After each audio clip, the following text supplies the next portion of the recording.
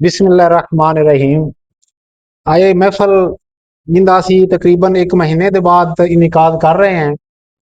इस महफल ਦੇ ਵਿੱਚ ਅੱਜ ਸਾਡੀ ਸਦਾਰਤ ਕਰ ਰਹੇ ਨੇ महफिल मुशायरा, छोटा ਜਿਹਾ एक महफिल मुशायरा है जिंदी सदारत कर रहे हैं जनाब इकबाल कैफी साहब। और साढ़े वास्ते खसूसी तौर पर साढ़े इलाके की जानी पहचानी शख्सियत, जाना पहचाना नाम मोहम्मद आजम और मियाँ मोहम्मद नवाज भट्टू साहब कि जिन्हों की आवाज़ किसी तारफ की मोहताज नहीं है। ये सानू इत्थे अज कलामे मियाँ मोहम्मद बख्श सुनाणगे और उस तो बाद थोड़ा जिहा ये सानू कलामे हजरत सैयद वारिस शाह सुनाणगे। और इन्होंने सब तो पहले मैं दावत देना कि मियाँ मोहम्मद आजम और मियाँ मोहम्मद नवाज भट्टू साहब अपना मियाँ मोहम्मद बख्श का कलाम सुनान और उस तो बाद फिर वारिस शाह दे सानू कुछ शेर सुनान।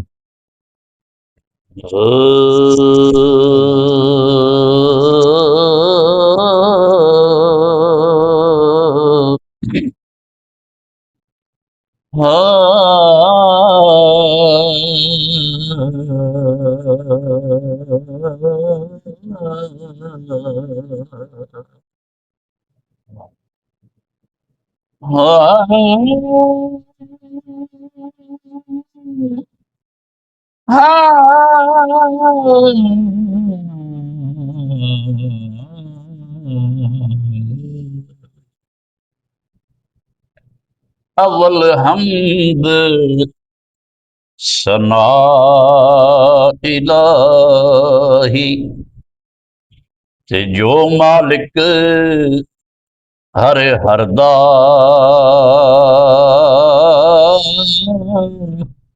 उसदा नाम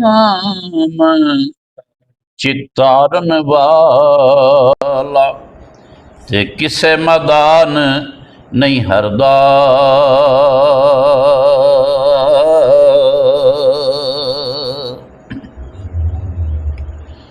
रहमत दा दरिया इलाही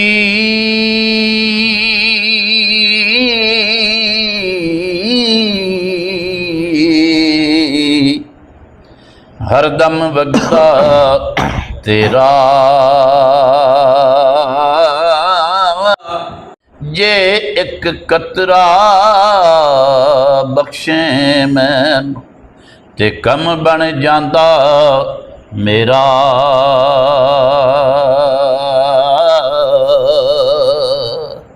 उच्चिया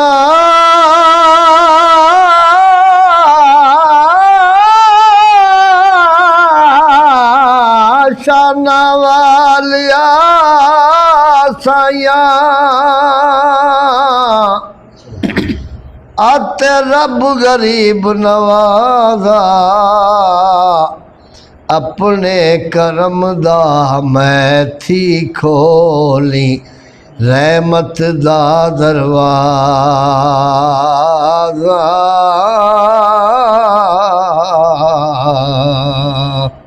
खश खश जिन्ना कदर न मेरा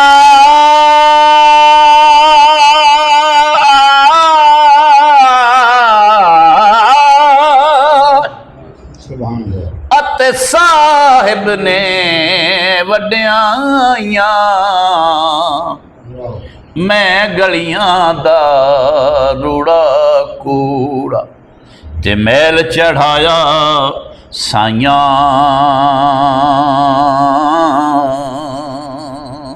या रब फजल तेरे दे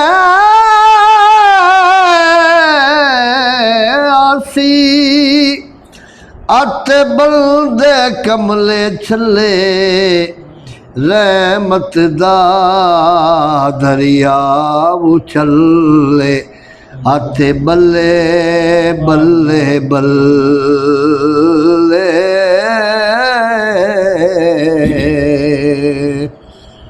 तेरा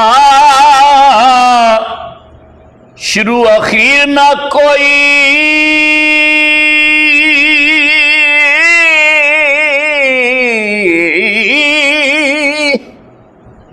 अते तेरा पता मिलदा बाज तेरे अमर दे बाजों ते पत्ता मूल ना हिलदा।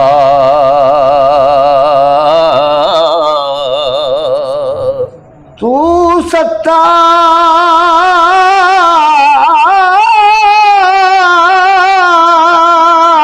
जब्बार कहाँ वे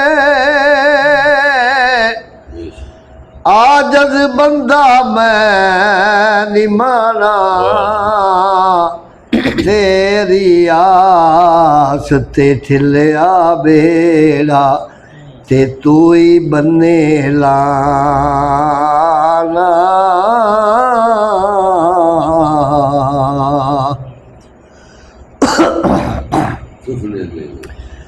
सुफने दे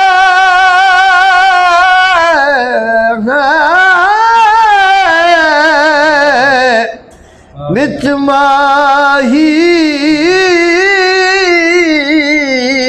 मिलिया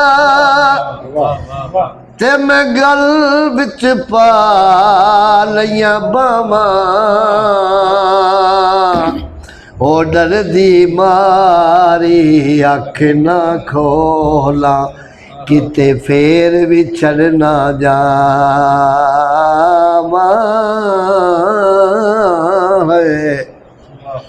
सुफने दे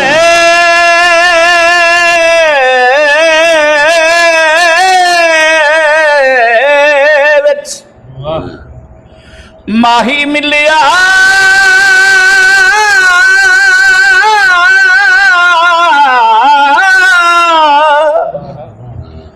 ते मैं गल विच पा लिया बावां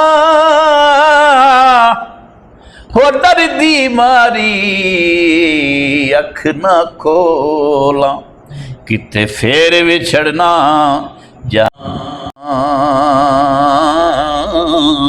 ए लख बहार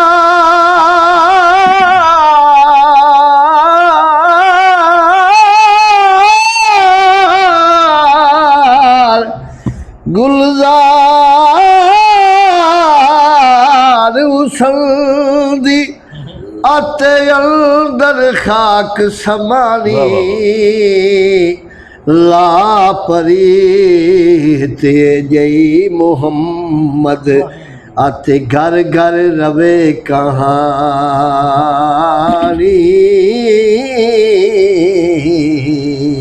मोती खुशी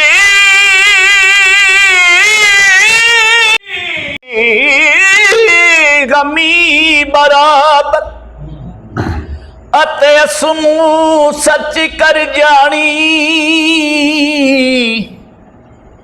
उथे रुख सुक जान मुहम्मद ते जिथे बहुता पानी।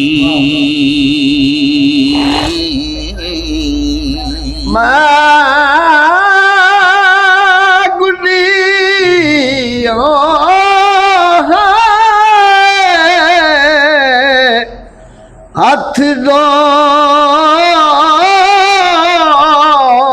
छडल दे मैं गुड्डी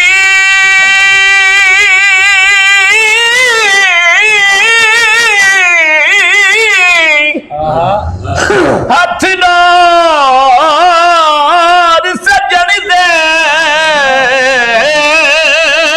ओ जिस हाल रखे ओ में रहना ओ लायक नाही विच शरीयत आते मंदा खसम नू कहना।